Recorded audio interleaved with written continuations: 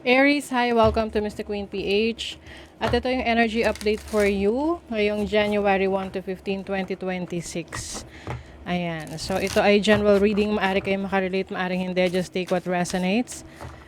And another reminder, hindi po ako unang magme-message sa inyo para mag-offer ng mga services. Kayo yung magme-message sa akin kung gusto nyo ng private reading. Mag-ingat po kayo sa mga fake accounts, sa mga scammer, okay? So, let's begin. Aries, what's up? Anong energy ng first half ng January for you? First half ng January. Exhaustion. Ako, maaring kayo ay mapagod. Maraming ganap sa inyo for January. You might feel na parang ang dami mong ginawa, ang dami mong responsibilities. So, syempre kailangan magpahinga. Oo, huwag yung kalimutan yung sarili nyo. Pahinga rin. And then community. Some of you are going to be part of a group. Pwedeng, alam mo na, membership na ganon. Pwedeng mag-gym ka. Merong group membership na sasalihan ka. O kaya naman, yung mga online groups. Sa Facebook, saan pa ba? Usually sa Facebook, mga communities. Or this can be yung community ninyo sa lugar ninyo. Masasali ka sa Zumba club.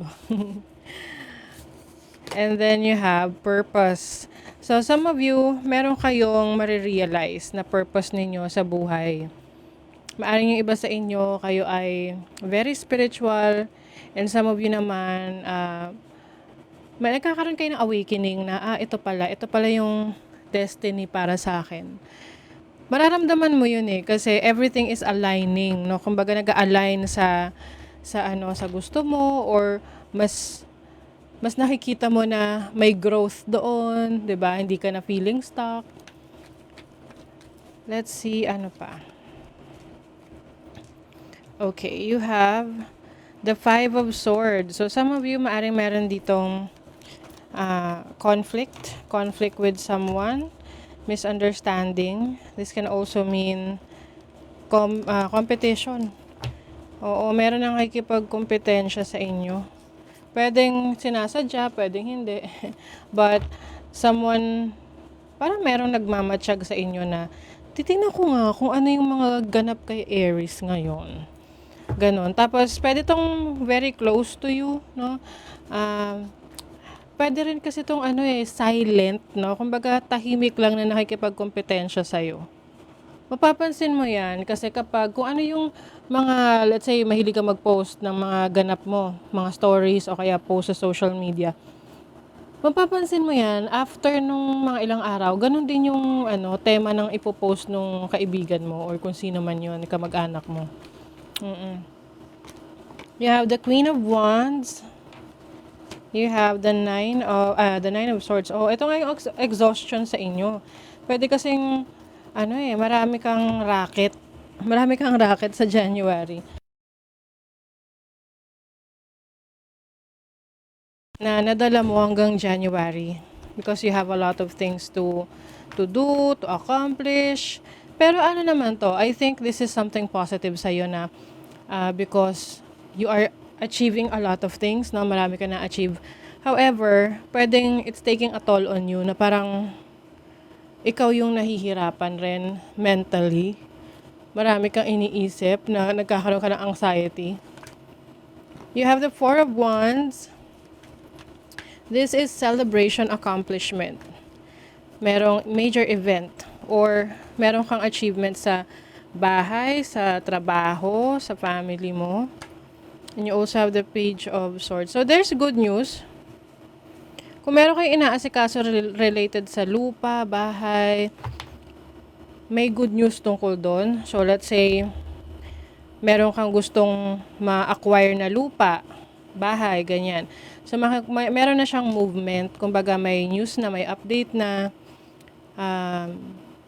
may accomplishment dito. And if there is someone na kailangan mong makausap, importanteng tao na kailangan mong makausap or kailangan magbigay ng update sa'yo, makakausap mo na yan.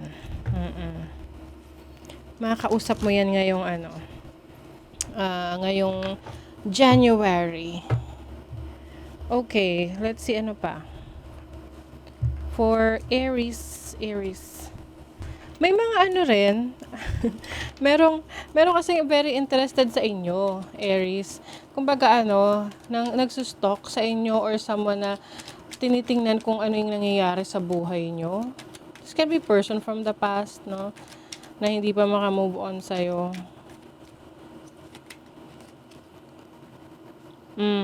Nagsa-strategize ka ngayon. Kaya naman napapagod ka, nasa-stress ka, syempre mentally, kasi nga ang dami mong iniisip. Kumbaga, advance ka mag-isip. Yung gagawin mo sa susunod na buwan, or sa mga susunod pang buwan, ay iniisip mo na ng January. Ini-strategize mo na. You are staying in power. Ayan. Meron ditong new beginnings, like a new opportunities na i-explore mo. It's up to you kung magsistay ka dyan o hindi. Kasi, di ba tayo, may mga curiosity tayo, nagko-curious tayo sa mga iba't ibang bagay. Yung iba sa inyo, mako-curious kayo into something, no? Tignan ko kung saan kayo mako-curious. Saan ba kayo mako-curious? Ninth house, merong learning. Ninth house is higher learning. Pwede rin tong something to do with esoteric, pwedeng religion, belief system na mako-curious ka. And you want to learn more about it. Pwede ring travel. May mga places na gusto kang puntahan. So, inaano mo yan, nire-research mo. Ayan. So, you are becoming more self-aware. You are seeing things clearly.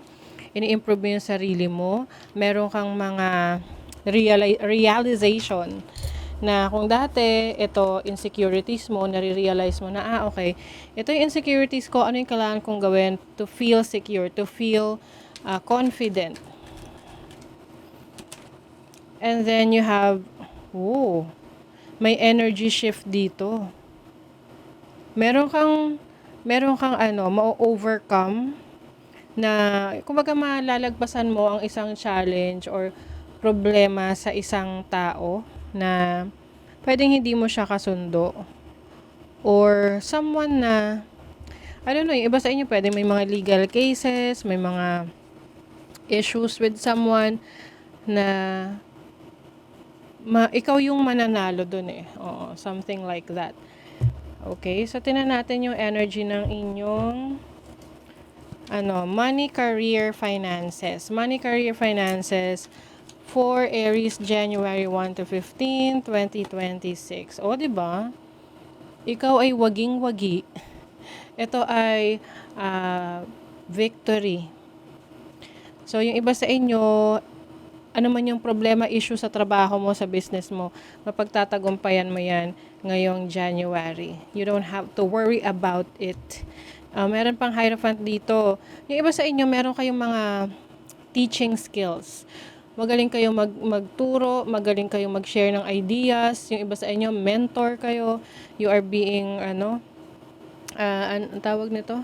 Celebrated, no? Dahil sa inyong contribution sa inyong community or sa place na binuo mo or community na binuo mo. Yung iba sa inyo, active kayo sa social media or sa community. That's why people are celebrating you. Money, career, finances. You have the Fool. I feel like ito yung sinasabi ko sa inyong gusto mong subukan. Like, interesado ka. You are also taking a risk from this. But, maging maingat din kasi pwedeng meron ka ditong hindi nakikita na parang ang tawag doon, blind spot, kaya nga hindi mo nakikita. So, maging maingat sa mga bagong susubukan, investment, career path, business, or dealings with others. Okay? Let's see naman sa love life and family. Love life and family. You have the King of Pentacles. So, pwede ang kadil mo isang Taurus, Virgo, Capricorn. You have the Two of Cups. And the Sun. Uy! Wow! So, yung iba sa inyo pwedeng nasa early stages kayo ng relationship if you are connecting with someone. In love, no? In love kayo. Kasi I see stability in your relationship, in your connection.